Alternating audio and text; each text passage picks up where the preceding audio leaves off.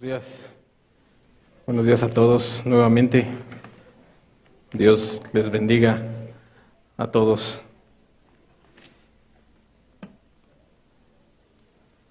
Hoy, con la ayuda de Dios, vamos a hablar de la restauración. Hoy, con la ayuda de Dios, vamos a tratar de que se comprenda, se entienda que a veces es necesario de que seamos restaurados en algún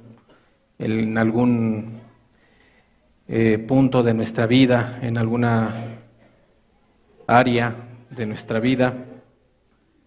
Me gustaría que, por favor, levante la mano quien necesita que algún área de su vida sea restaurada, en lo económico, en lo familiar, en el trabajo, en la escuela, en alguna área de nuestra vida necesitamos que venga Dios y nos restaure. ¿Cuánto más en lo espiritual? Todos tenemos algún momento de nuestra vida la necesidad de que seamos restaurados.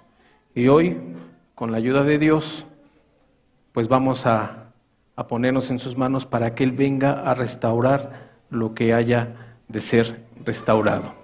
Vamos a hacer una oración para ponernos en las manos de Dios. Padre, gracias, Señor, te damos por tu palabra, porque nos permites estar aquí reunidos en tu nombre para aprender, Señor, lo que tú quieres que aprendamos cada uno de nosotros, Señor. Padre, todos en este salón tenemos un área de nuestras vidas que necesitamos que tú restaures, Señor. Cuánto más en lo espiritual, cuánto más cuando se trata de nuestras almas, Señor. Hoy, Padre, te pedimos vengas a restaurar nuestra relación contigo, Señor. Padre, en el nombre de Jesús te lo pedimos. Amén. El objetivo entonces de esta enseñanza, pues es que tú encuentres la restauración, si la necesitas, ¿no? Porque a lo mejor Dios te ha restaurado en lo espiritual, a lo mejor eres un cristiano, un hijo de Dios, pero a lo mejor necesitas restaurar la calidad de tu oración, a lo mejor necesitas restaurar el tiempo de tu intimidad con Dios, ¿sí? Por eso decía al principio, pues todos tenemos un área donde necesitamos la ayuda de Dios, donde necesitamos que Dios venga y restaure, donde necesitamos que Dios haga su obra para que entonces podamos seguir en el camino correcto, que es el camino de Dios. Quiero leer el significado de la palabra restaurar. Significa reparar, significa renovar o volver a un estado anterior. Es por eso que nosotros a lo mejor quizás necesitamos reparar nuestra relación con Él, o necesitamos reparar nuestra relación con los hermanos, o con un hermano en especial, ¿no? O con un familiar, o quizás con un vecino con el cual tuviste alguna situación. Entonces, todos tenemos algo, o alguna situación, algún área que hay que pedirle a Dios que nos ayude a restaurar. El alma de cada uno de nosotros es la parte más íntima, es lo más profundo de cada uno de nosotros, puesto que Dios la hizo, puesto que Dios nos la dio, Él es el único que puede restaurar nuestra alma. Y ahí es donde nos vamos a enfocar, porque Dios es todopoderoso para restaurar cualquier área de nuestra vida, cualquiera. Pero cuánto más cuando se trata de algo tan valioso que está en nuestras manos, que es nuestra alma, y que cada uno de los que estamos aquí presentes somos responsables de esa alma. Dios nos dio el alma, pero Dios nos da la responsabilidad de cuidarla. ¿Y por qué? Porque el alma es eterna.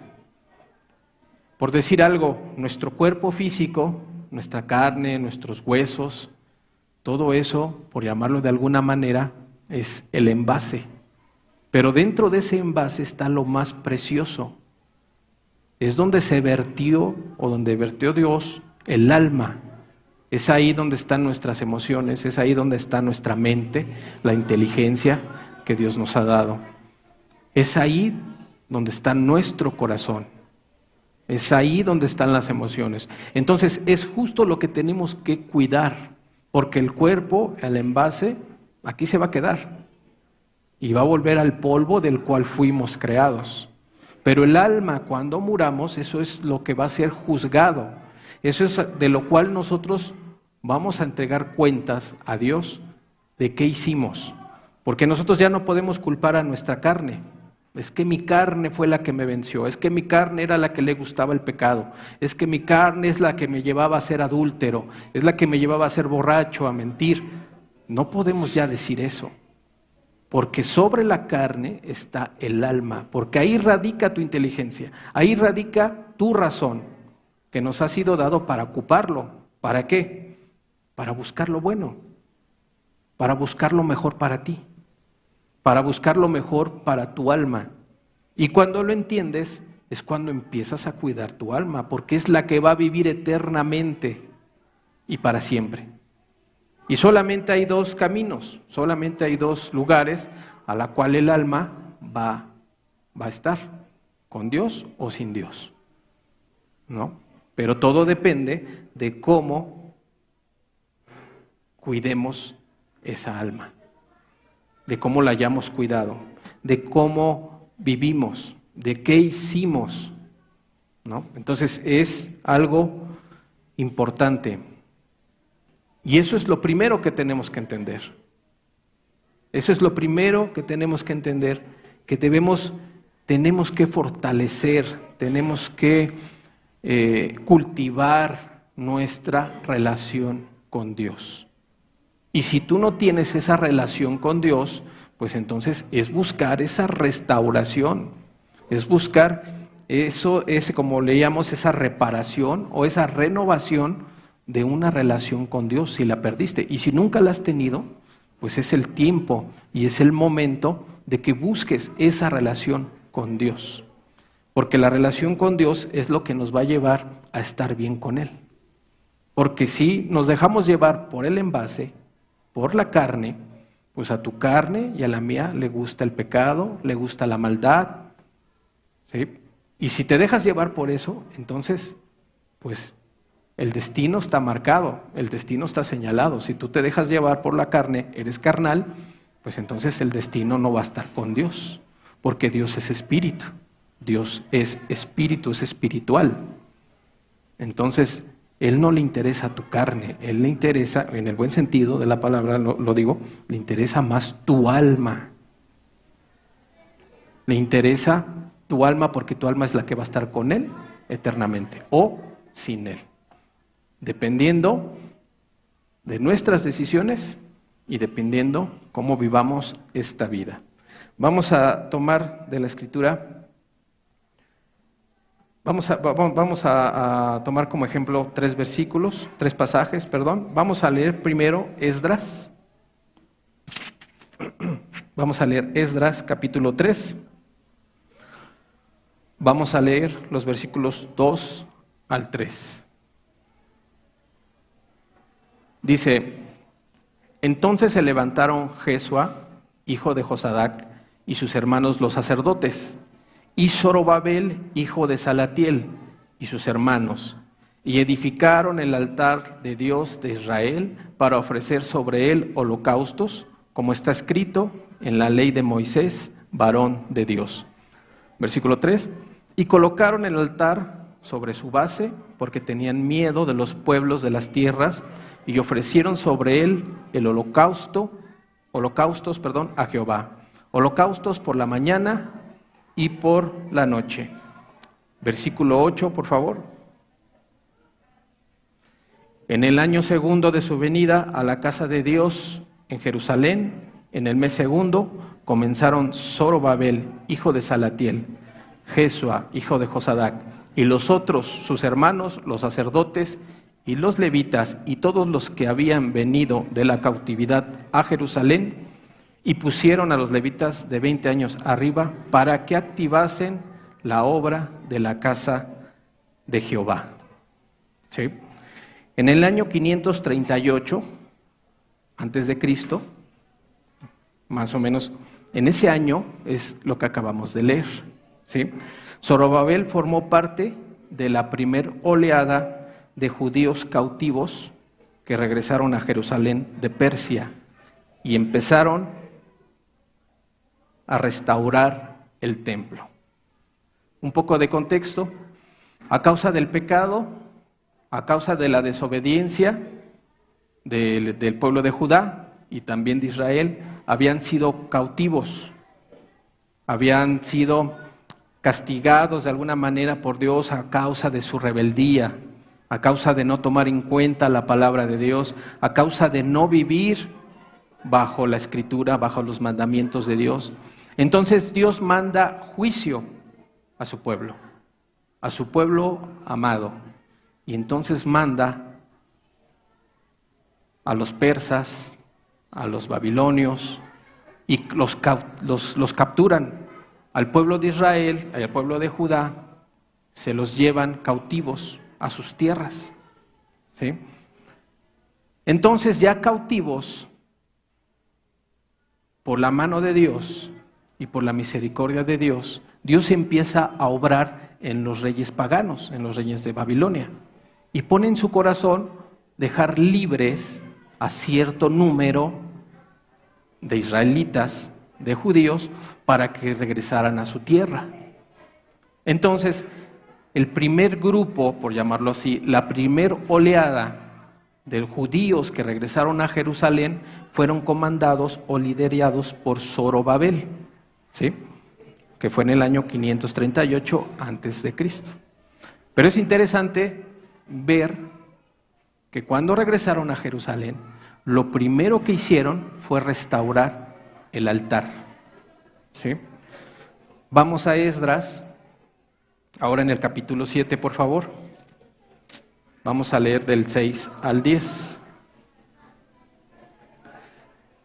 Esdras 7, versículos 6 al 10. Dice: Este Esdras subió de Babilonia, era escriba diligente de la ley de Moisés, que Jehová Dios de Israel había dado, y le concedió el rey todo lo que pidió, porque la mano de Jehová su Dios estaba sobre Esdras. Y con él subieron a Jerusalén algunos de los hijos de Israel, y de los sacerdotes, levitas, cantores, porteros, sirvientes del templo, en el 7º año del rey Artajerjes.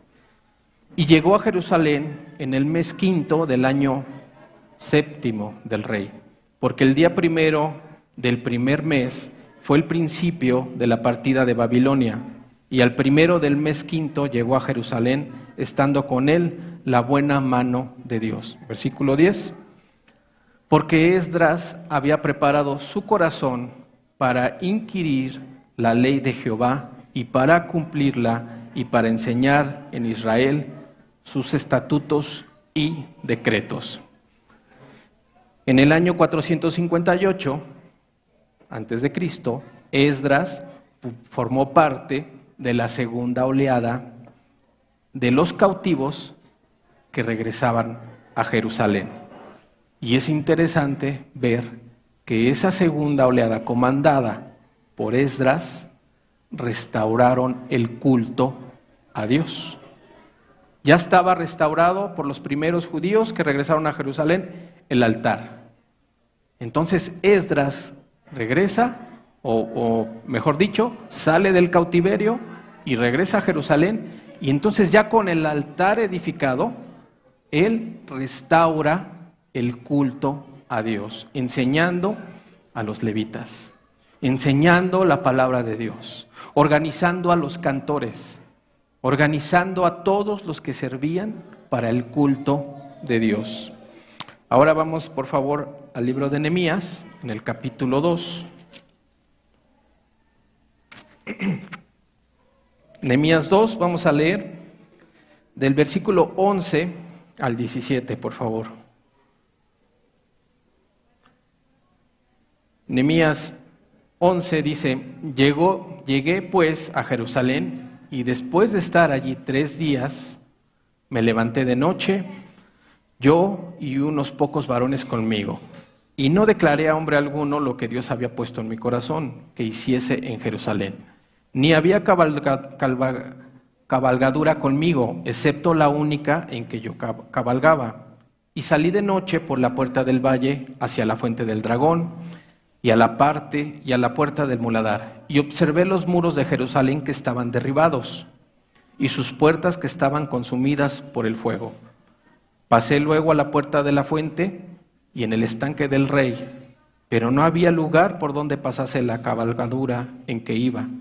Y subí de noche por el torrente y observé el muro y di la vuelta y entré por la puerta del valle y me volví.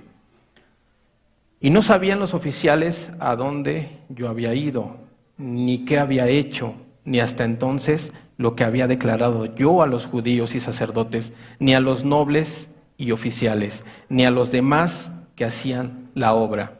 Versículo 17, les dije pues, vosotros veis el mal en que estamos, que Jerusalén está desierta y sus puertas consumidas por el fuego. Venid y edifiquemos el muro de Jerusalén y no estemos más en oprobio. En el año 445 al 458 a.C., Nehemías forma parte de la tercera oleada de judíos que estaban cautivos y que llegan a Jerusalén, o que regresan a Jerusalén. Y aquí cabe destacar a qué regresaron. Ya estaba restaurado el altar. Zorobabel había regresado a eso. Ya Esdras había regresado años antes y había restaurado el culto a Dios. Había organizado todos los que estaban involucrados en el culto, cantores, sacerdotes, etcétera, etcétera. Y después de algunos años, Nehemías sale del cautiverio, regresa a Jerusalén y entonces empieza a edificar los muros de la ciudad, los muros que rodeaban a Jerusalén, los muros para proteger a los habitantes, a todos los que estaban en Jerusalén. De estos 3 personajes podemos aprender algo muy importante. La restauración empieza de adentro hacia afuera. La restauración empieza por tu corazón, por tu alma. Ese es el orden de Dios. Esa es la importancia que Dios le da a tu alma y a tu corazón. Lo primero que tenemos que restaurar es tu relación con Dios. Es tu corazón con Dios. ¿Dónde está tu corazón ahorita? Está contigo, obviamente. Está dentro de tu cuerpo. Pero espiritualmente, ¿dónde está tu corazón? Puede que tu corazón esté con tu esposo que no está aquí. Puede que tu corazón esté con tu esposa que no está aquí. Puede que tu corazón esté con tus hijos que no quieren nada de Dios. Puede que tu corazón esté en las riquezas. Puede que tu corazón esté en tu trabajo, en tu escuela. ¿Dónde está tu corazón? Porque si tu corazón no está aquí buscando a Dios, tú necesitas restaurar ese orden, esa relación que Dios quiere para contigo, con Él contigo. Una relación íntima, una relación de padre a hijo. Una relación profunda en la intimidad, tú con Él. ¿Dónde está tu corazón hoy, en estos momentos?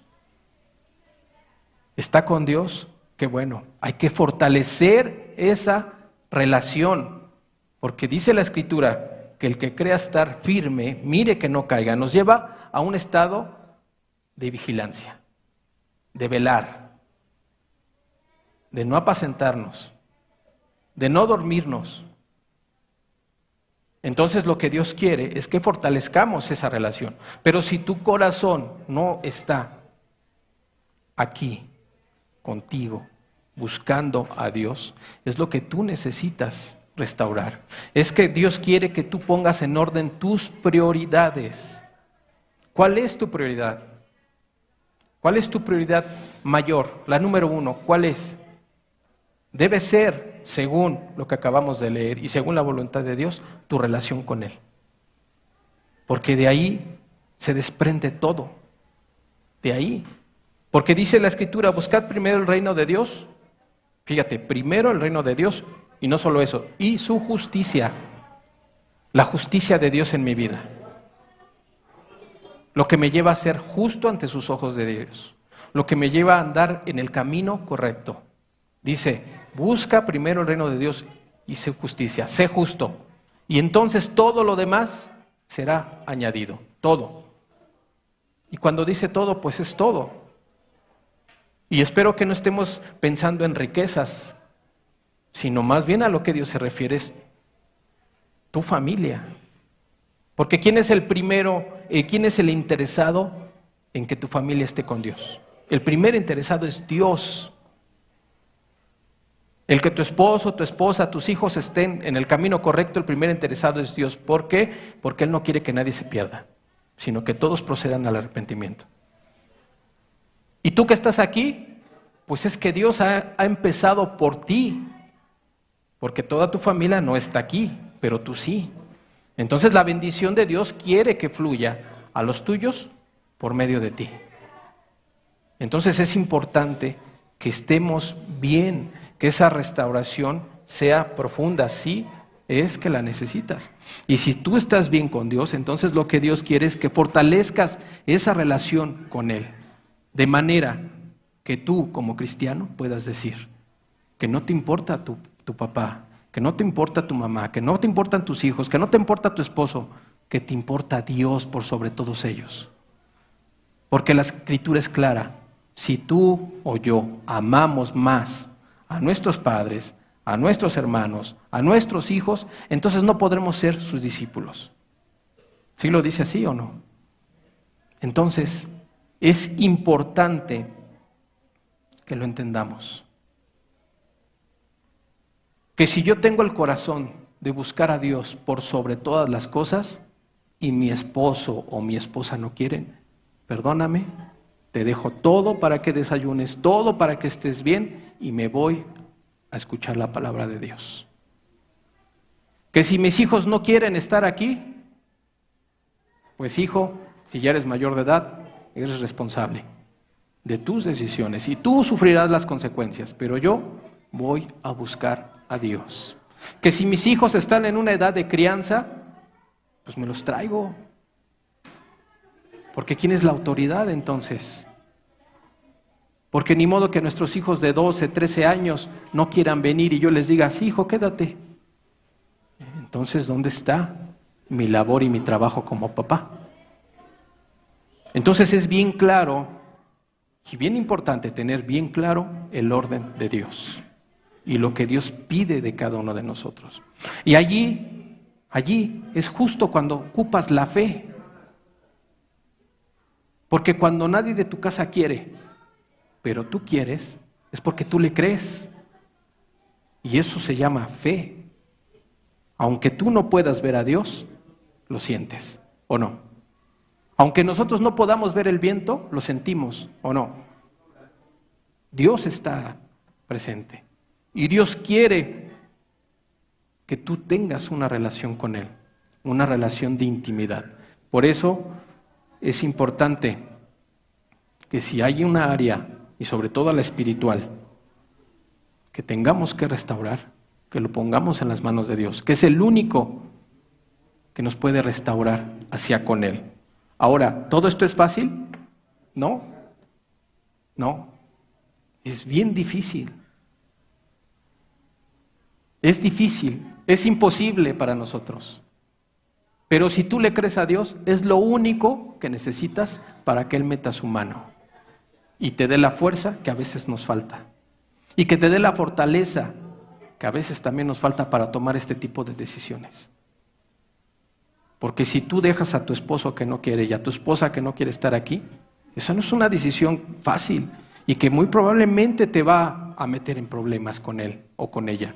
Pero si tú le crees a Dios, entonces descansas en Dios y que se haga su voluntad. Y que se haga su voluntad. Y yo creo que como cristianos eso es lo que anhelamos, que se haga la voluntad de Dios en nuestras vidas. Y eso no es fácil. ¿Tenemos oposición? Sí. ¿Va a haber oposición? Sí. Pero entonces, ¿le creemos a Dios o no? Porque allí es donde se prueba la fe. La fe no se prueba cuando todo va bien. Cuando todo va bien muchas veces ni necesitamos a Dios porque todo va bien. Pero cuando las cosas van mal, entonces necesitamos más a Dios. O la gente que no tiene a Dios es cuando busca a Dios. Entonces es importante que entendamos también que no es fácil. Pero de la mano de Dios todo es más fácil. ¿Qué pasaron estos hombres? ¿Qué pasaron estos personajes? ¿Fue fácil? ¿Venían de una esclavitud? Venían de décadas de esclavitud. Quizás ya se habían acostumbrado a la vida de esclavos. Quizás ya se habían vuelto parte de su cultura, parte de su idolatría. Sin embargo, en estas oleadas de judíos que salían de Babilonia, vemos que había un remanente dentro de todo el pueblo de Israel que le creyó y que esperó en Dios las promesas y se empezaron a ver cumplidas en sus vidas. Pero por supuesto que no fue fácil para ellos ni para nosotros ahora. Pero ellos confiaron en Dios y ellos le creyeron a Dios a pesar de todas las dificultades. Vamos a Esdras 4, por favor. Versículos 1 y 2. Dice, versículo 1, oyendo los enemigos de Judá y de Benjamín que los venidos de la cautividad edificaban el templo de Jehová, Dios de Israel, vinieron a Zorobabel y a los jefes de casas paternas y les dijeron, edificaremos con vosotros, porque como vosotros buscamos a vuestro Dios y a Él ofrecemos sacrificios desde los días de Esar-Adón, rey de Asiria, que nos hizo venir aquí, Zorobabel, versículo 3, Jesua y los demás jefes de casas paternas de Israel dijeron, no nos conviene edificar con vosotros casa a nuestro Dios, sino que nosotros solos la edificaremos a Jehová, Dios de Israel, como nos mandó el rey Ciro, rey de Persia. ¿Fue fácil el regreso? No. ¿Se pusieron a edificar y nadie les dijo nada? No. Hubo gente, hubo personajes, que es importante también entender lo que acabamos de leer, que tenían como Dios a Jehová. Y entonces pudiéramos entender que eran o estaban en el mismo sentir, o que eran judíos convertidos, que eran de los nuestros. Y entonces ellos, teniendo como el mismo Dios a Jehová, se ofrecieron. Pues vamos a construir con ustedes. Pero ¿dónde estaban ellos? Porque los judíos, con Zorobabel al frente, venían de la cautividad.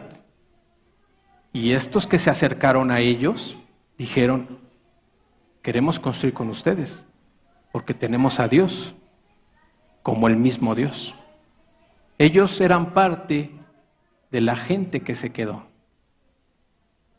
de los judíos que no fueron a la cautividad. Pero como no fueron y tampoco permanecieron en la ley de Dios, se volvieron a los pueblos paganos y tomaron su cultura y se hicieron como ellos. Y los judíos que vinieron de la cautividad lo sabían, los veían. Es como si ahorita viniera una persona de otra religión y nos dijera, Jesús también es mi Dios. Vamos a alabar juntos, vamos a servir juntos, permíteme servir. Primero, pues yo ni te conozco, nunca te he visto, no sé tu vida. Entonces con mucho amor que le diríamos, no te preocupes, mejor escucha, mejor entiende la palabra y nosotros servimos a Dios. Fue lo que hizo Zorobabel. No, ustedes no metan mano.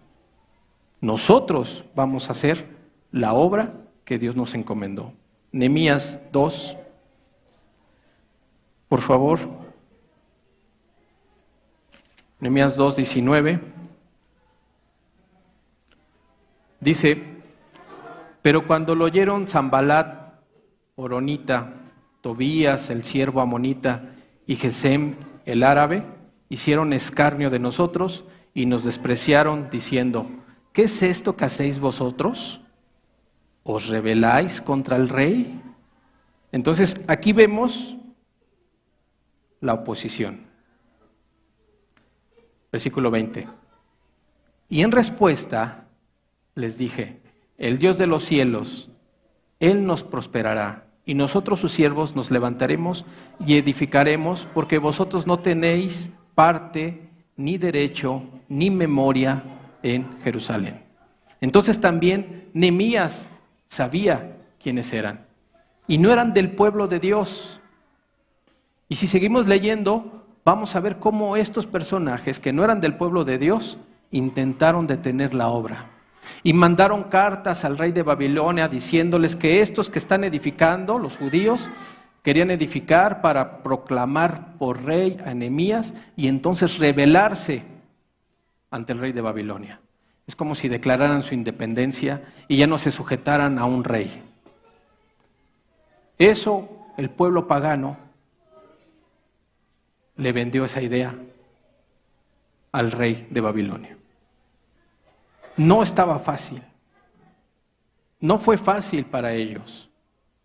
El restaurar la relación con Dios cuando todo se ha caído, cuando tú has perdido esa relación, vas a tener dificultades, vas a tener oposición, vas a tener desánimos, vas a tener al mundo de las tinieblas contra ti, a los demonios.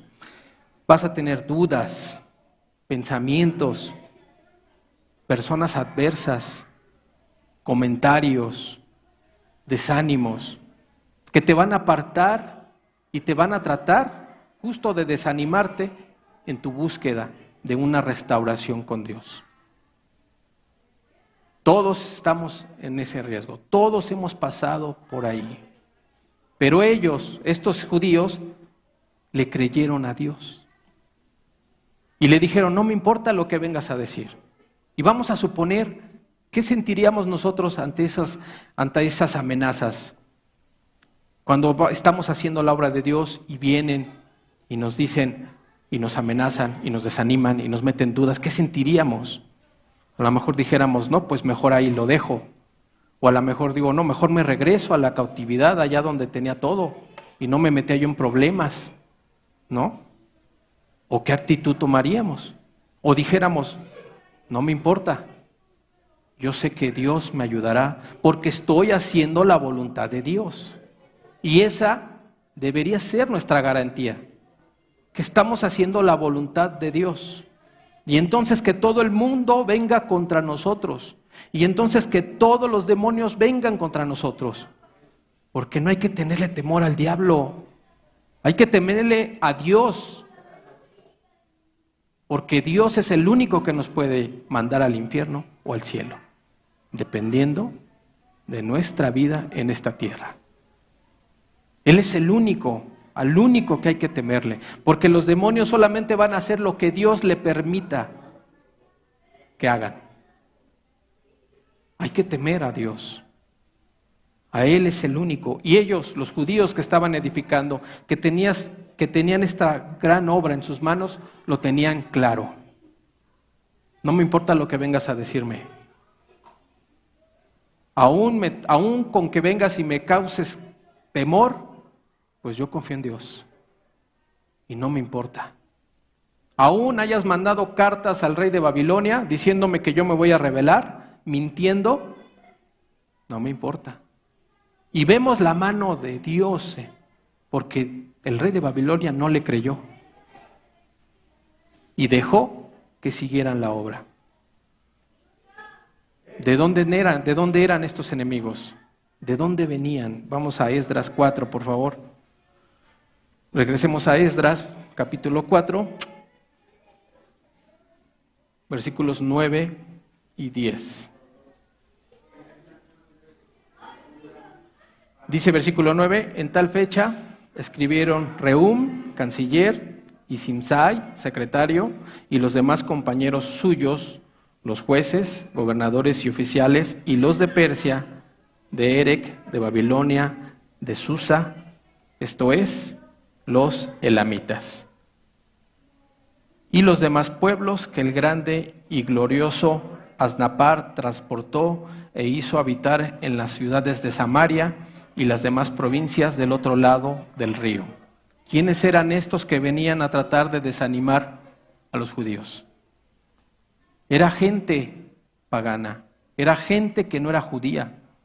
Cuando el rey de Babilonia viene y se lleva cautivo, primero a Israel y después, años después, a Judá, ¿qué hizo ese rey? Trajo gente de otros pueblos, de otras culturas, a habitar las ciudades que habían sido dejadas solas, que habían sido abandonadas, porque toda la población judía había sido llevada al cautiverio.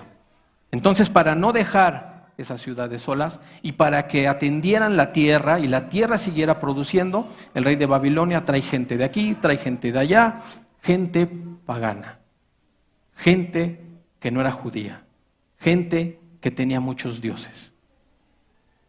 Y empezaron a habitar el pueblo de Israel, las ciudades de Israel. Esa gente, de ahí venían esos que querían desanimar al pueblo de Israel. En la Biblia vemos, también nos deja ver que esas gentes, los gobernantes de esas gentes decían, estas gentes no conocen el culto a Dios, no conocen a Jehová y no conocen sus mandamientos. Y entonces el rey de Babilonia les dice, pues manda sacerdotes del pueblo de Israel a que los instruya. ¿A quién? A gente pagana. Entonces por eso dicen, pues nuestro Dios también es Jehová, vamos a edificar con ustedes. Sí, ya tenían a Dios, a Jehová, como su Dios, pero no como el único Dios. Tenían aparte sus dioses paganos, sus dioses que les habían sido heredados de los papás, de los abuelos, de su cultura. Y Jehová era uno más de esos dioses. Y los judíos lo sabían. Y por eso no los dejaron que metieran las manos en la obra de Dios. Y también en esto podemos aprender muchas cosas. La obra de Dios es delicada. Nosotros como cristianos no podemos permitir, por amor a esas personas, que vengan y sean parte del servicio a Dios. Primero, antes de servir a Dios, necesitan conocer a Dios. Primero, antes de servir a Dios, necesitan hacer a Dios, a Jesús, su único Dios. Porque las personas que no tienen a Dios siguen pecando. Entonces, qué gran responsabilidad tenemos nosotros como cristianos en ser celosos de la obra de Dios, por amor a esas personas. Porque luego mucha gente en un buen corazón, sin embargo, no un corazón conforme a Dios, en su humanidad, en su moralidad, quieren meter su mano. Pero corren un gran riesgo. Esas personas se pueden engañar. Pues ya me permiten servir, ya me permiten hacer esto, ya puedo hacer esto, ya puedo hacer lo otro, y esa persona acaba en un engaño, creyendo ser parte del pueblo de Dios y no siéndolo. Y fíjate el celo que tenían los judíos. No, déjanos, nosotros lo haremos. Y nosotros como cristianos tenemos esa gran responsabilidad. Se trata de amor a la persona. La persona, antes de meter las manos en las cosas de Dios, necesita conocer a Dios. Necesita tener sus manos limpias. Necesita purificar sus manos que están manchadas por el pecado y la maldad, para que el servicio de esa persona sea agradable a los ojos de Dios. Porque de otra manera, el servicio a Dios puede ser abominable a los ojos de Dios.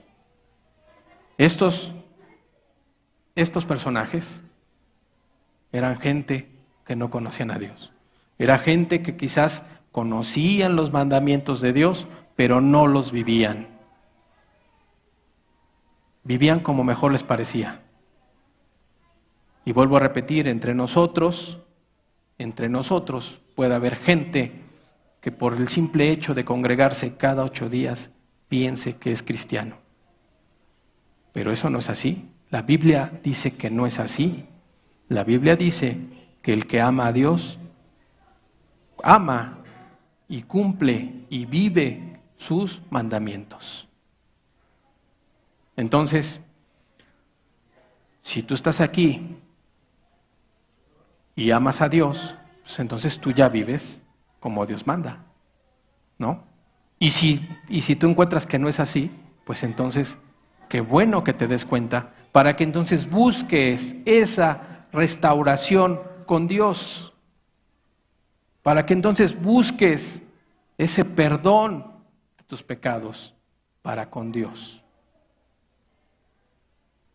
Para que tú que estás aquí, si eres cristiano y te has sentido desanimado y buscas el descanso, o te has alejado de las cosas de Dios, pues entonces también busques restaurar esa relación con Dios, y no mezclarnos por amor a estas personas con gente que no es cristiana, para que no haya un engaño.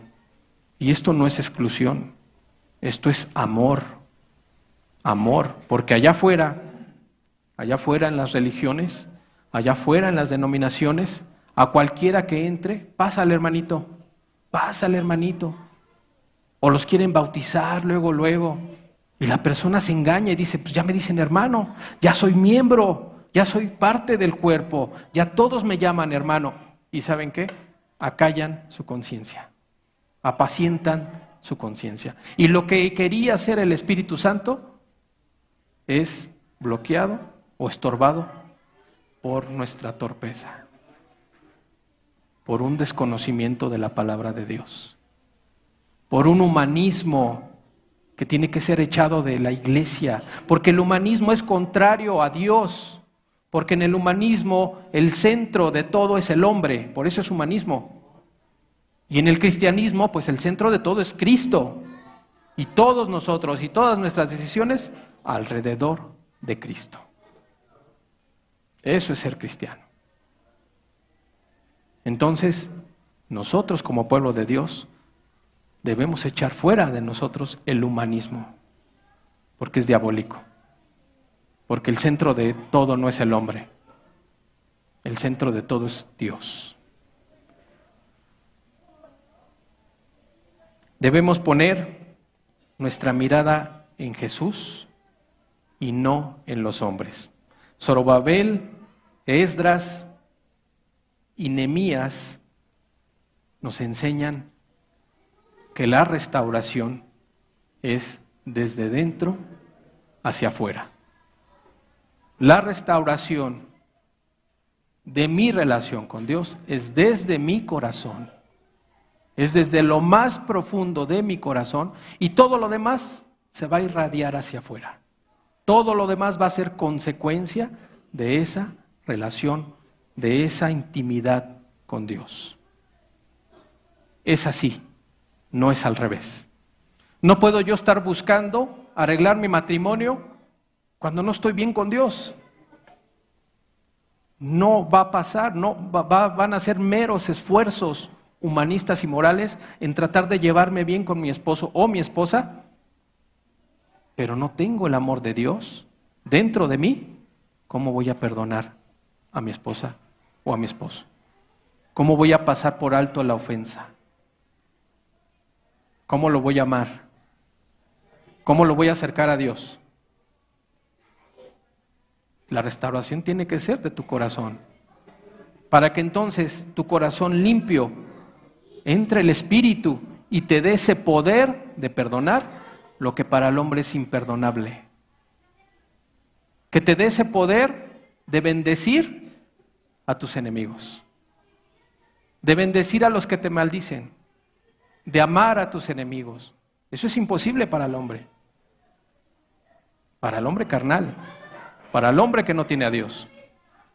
Pero para el cristiano que tiene a Dios, Dios nos ayuda y nos hace hacer las cosas, no por obligación, sino porque entiendo lo que Él hizo por mí.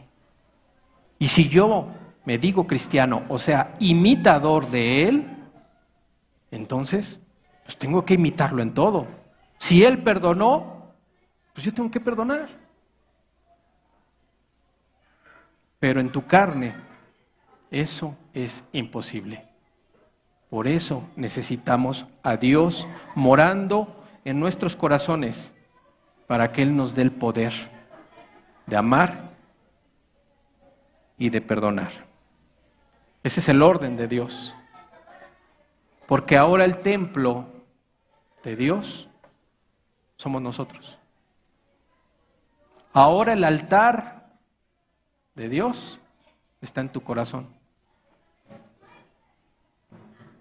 Ahora tú eres el templo de Dios viviente. Entonces la restauración empieza desde tu corazón.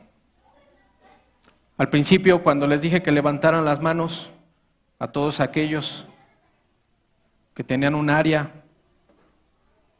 que restaurar, pues es que es así.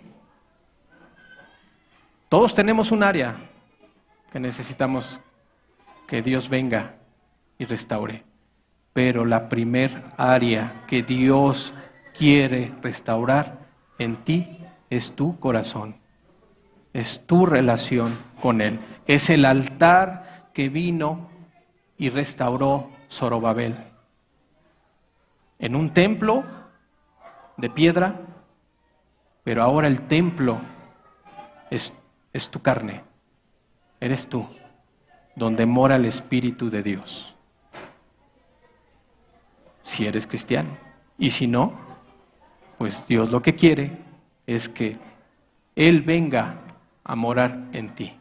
Y para eso, pues lo hemos hablado y de eso se habla cada 8 días. Para eso necesitas limpiarte, para eso necesitas pedirle perdón a Dios, para eso necesitas arrepentirte de tu maldad y de tu pecado, para eso necesitas clamar por el perdón de Dios y pedirle que venga a morar en ti. Necesitas conocer lo que hizo Dios por ti.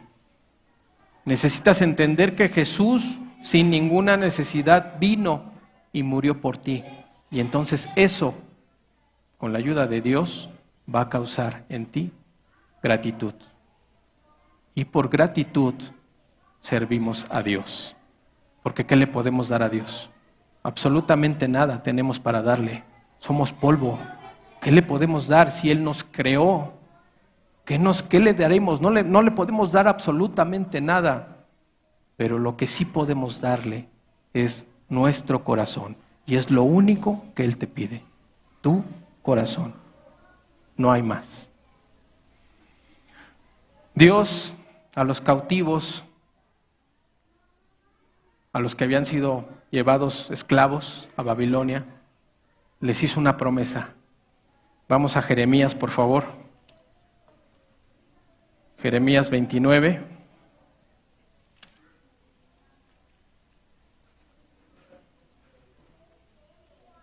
Jeremías 29, vamos a leer del 10 al 14, por favor. Dice, porque así dijo Jehová, cuando en Babilonia se cumplan los 70 años, yo os visitaré y despertaré sobre vosotros mi buena palabra para haceros volver a este lugar. Porque yo sé los pensamientos que tengo acerca de vosotros, dice Jehová, pensamientos de paz y no de mal, para daros el fin que esperáis. Entonces me invocaréis y vendréis y oraréis a mí y yo os oiré. Y me buscaréis y me hallaréis, porque me buscaréis de todo vuestro corazón, y seré hallado por vosotros, dice Jehová, y haré volver vuestra cautividad. Y os reuniré de todas las naciones y de todos los lugares a donde os arrojé, dice Jehová, y os haré volver al lugar de donde os hice llevar. Entonces, tenían esa promesa todos esos judíos. Y dice la Escritura que se acordaron, cuando pasó ese tiempo, los 70 años, se acordaron de esa promesa y entonces empiezan a darse todas estas oleadas de judíos que regresaron a Jerusalén. No regresaron por regresar, no regresaron para ver si allá la vida les iba a ir mejor, a ver si estaban ya fuera de la esclavitud, porque regresaron todavía en calidad de esclavos, porque el rey de Babilonia solo les dio permiso, mas no los liberó. Les dio permiso de regresar a hacer la obra, pero ellos tenían claro a qué regresaban a Israel. Ellos no regresaron a apacentarse, ellos no regresaron a cantar victoria de que habían sido libres. Ellos regresaron con un objetivo preciso. Ellos tenían en su corazón algo, la restauración de su pueblo. La restauración. Y fíjense cómo empezaron, por eso era tan importante leer estos versículos. Empezaron con la adoración a Dios. Empezaron con la restauración del altar, con la institución del culto, con la edificación o reedificación de las murallas, para entonces estar bien, seguros dentro de su ciudad y entonces tener paz para alabar a Dios, para buscar a Dios, para restaurar esa relación con Dios. Todos esos judíos lo sabían y todos esos judíos volvieron con esa intención. ¿Qué vemos? Una actitud, un objetivo claro. No estaban jugando, no tenían dudas, sabían a qué querían regresar y eso buscaron. Y con la ayuda de Dios cumplieron ese objetivo. Entonces, ¿cuál es tu objetivo hoy? ¿Qué es lo que tú quieres para tu futuro? ¿Qué relación quieres tú tener con Dios? En estos tiempos que son tan malos, en estos tiempos donde el diablo no está jugando, donde el diablo está devorando a nuestras familias, ¿tú crees que no es importante que tú seas un cristiano verdadero? ¿Tú crees que tu familia no te necesita que estés de rodillas intercediendo por ellos? ¿Tú crees que no te necesitan a ti más como cristiano, como un verdadero hijo de Dios, que como un esposo, una esposa, un padre, un hijo, una hija? Es mucho más valioso tu relación con Dios para que tú clames y tu oración no tenga estorbo y llegue directo a Dios. Y Él haga lo que tú y yo no podemos hacer: convencer a los nuestros, traer a los nuestros, quizás, o quizás no, pero nos vamos a quedar quietos por el tal vez no. Yo vi la conversión de mi mamá en su agonía. Yo le prediqué muchos años, yo le di testimonio muchos años, pero en su agonía, en algún momento de su dolor y su agonía, se convierte a Dios. Y Dios la perdona y se la lleva. ¿La vi congregándose? No. ¿La vi alabando a Dios? No, yo hubiera querido. Pero no fue así. Pero Dios se la llevó. Y eso lo vale todo. ¿Cómo serán los tratos para los nuestros? No lo sabemos. ¿Pero en qué Dios confías? Porque si tú confías en el mismo Dios que yo confío, yo en la Biblia yo no he visto que Dios se goce con el sufrimiento del hombre. ¿O sí? Yo no lo he leído. Yo no he leído que tengamos un Dios cruel. Yo no he leído que Dios se goce porque le pasen cosas a tu familia o a mí. Yo he leído que hay un Dios de amor. Entonces, ¿en quién confiamos? Porque a veces tenemos miedo de orar por nuestros hijos y decir que no les pase nada, Señor. Por eso es satánico el humanismo. Porque si yo como padre oro con el corazón en la mano por mis hijos, yo le voy a decir, Señor, que no les pase nada. Señor, que no los toque ni el viento. Señor, que no les pase nada a mis hijos. Pero si yo oro por ellos como cristiano, Señor, tú sabes cómo tratar con ellos. Señor, mejor que entren al reino de los cielos tuertos, mancos o cojos que completos al reino de las tinieblas. ¿Duelen los tratos? Sí duelen, y duelen mucho. Pero, ¿qué esperamos? ¿No sufrir? Cristo sufrió. Y sufrió mucho. Por ti y por mí. Por eso es diabólico y es satánico el humanismo. Porque antes de su bienestar físico está su bienestar de su alma, porque es eterno. Entonces, ¿en qué Dios confiamos? ¿En qué Dios confías? Jeremías 51, por favor.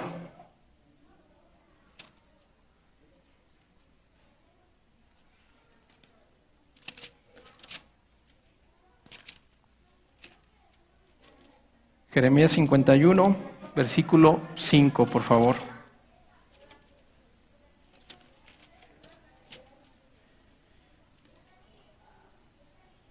Jeremías 51, 5 dice, porque Israel y Judá no han enviudado de su Dios. Jehová de los ejércitos, aunque su tierra fue allanada de pecado, contra el Santo de Israel. Judá e Israel nunca enviudaron, siempre tuvieron a Dios como su Dios. A pesar de las dificultades, a pesar del pecado que tenía Israel y Judá, Dios siempre fue su Dios. Y es importante recalcar algo, Dios no estaba de acuerdo con su pecado y por eso vino el juicio y fueron esclavizados 70 años. Entonces Dios no es un alcahuete que está en el cielo y te va a decir, ¿tuviste un pecado? No importa, hijo, pásale. Dios es justo. Dios es justo y no va a dar por inocente al culpable. ¿Y vendrán juicios a nuestra vida? Sí, sí, si somos necios. Sí, si queremos seguir batallando contra Dios. Sí, si alguien está orando por ti y en su misericordia Dios hace caso a esa oración y te deja y permite que te pasen cosas en tu vida para que voltees a verlo. Entonces Dios siempre ha estado ahí. Y siempre Dios va a estar. Pero tú quieres que Dios se manifieste en tu vida, porque Dios está ahí y quizás nunca se va a manifestar en tu vida, porque nunca le has pedido que se manifieste a tu vida. Porque nunca le has pedido que se acerque a ti y te limpie y te purifique. Porque no has creído en su palabra. Y solo de esa manera, Él pues no se acercará a ti. Aunque en su misericordia sí lo haga. Porque Dios es bueno. Dios es bueno. Y solamente Dios es bueno. ¿Y sabes por qué?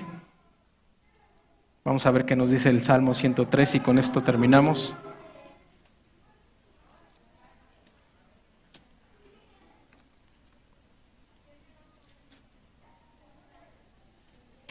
Salmo 103, versículos 13 y 14.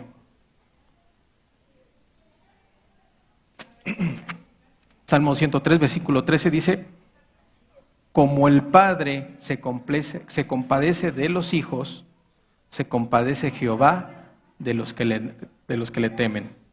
Porque Él conoce nuestra condición, se acuerda de que somos polvo. Vuelvo a repetir: como el Padre se compadece de los hijos, se compadece Jehová de los que le temen. De los que le temen, quiero recalcarlo, de los que le temen. Porque Él conoce nuestra condición, se acuerda de que somos polvo. ¿Qué somos? Somos nada. Somos polvo. Pero a veces viene el orgullo, a veces viene la soberbia, y entonces nos empezamos a creer algo, o empezamos a creer que sabemos algo, y se nos olvida de que somos polvo, de que somos nada, y que en algún momento, tarde o temprano, vamos a morir y vamos a regresar al polvo del cual fuimos hechos. Entonces, Dios se compadece de nuestras torpezas, se compadece de nuestra indiferencia, se compadece de nuestras malas decisiones, porque somos polvo, porque no tenemos el entendimiento, porque queremos nuestra porción en esta tierra, porque no queremos sufrir las consecuencias, porque no queremos esforzarnos, porque queremos apacentar nuestra carne, porque no nos gusta sufrir, porque estamos en una sociedad donde nos han enseñado a no esforzarnos, donde todo lo queremos rápido y fácil. Y Dios se compadece de todo eso, y se compadece de nosotros. Y viene y nos habla, y viene y trata con nosotros, y viene y deja que vivamos las consecuencias de nuestras malas decisiones, para que quizás ahí volteemos a verlo a Él, clamemos a Él, hartos de una vida llena de miseria sin Dios, hartos de la vida sin Dios, y Dios se compadece de nosotros y busca que tú restaures tu relación con Él. Te toca a ti, y solo a ti, restaurar y buscar esa restauración con Dios. Vamos a cerrar nuestros ojos, por favor.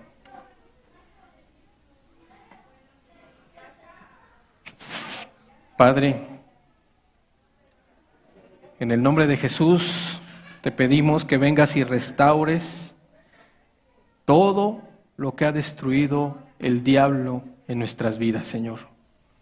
Padre, en el nombre de Jesús te rogamos que vengas y restaures nuestras familias, que restaures nuestros matrimonios, que restaures, Señor, todo lo que hemos hecho mal en nuestra torpeza, en nuestra humanidad. Pero sobre todas las cosas, Señor, te rogamos que restaures nuestra relación contigo, Señor. En tu infinita misericordia, Señor, compadécete de nosotros, hombres y mujeres limitados, ciegos, torpes, Señor. Ayúdanos, Señor. Ayúdanos, porque tu palabra dice que te compadeciste y te compadeces de nosotros. Ayúdanos a restaurar lo que tengamos que restaurar, confiando en ti, Señor, y solo en ti, y con tu poder y ayuda, porque para nosotros es imposible, Señor, pero para ti todo es posible. Ayúdanos a restaurar nuestra relación contigo. Padre, en el nombre de Jesús te lo pedimos. Amén. Pues Dios les bendiga a todos. estamos despedidos y si Dios permite, nos vemos el próximo domingo. Si tienen alguna necesidad, alguna pregunta, alguna duda, pues estamos para servirle. Dios les bendiga a todos.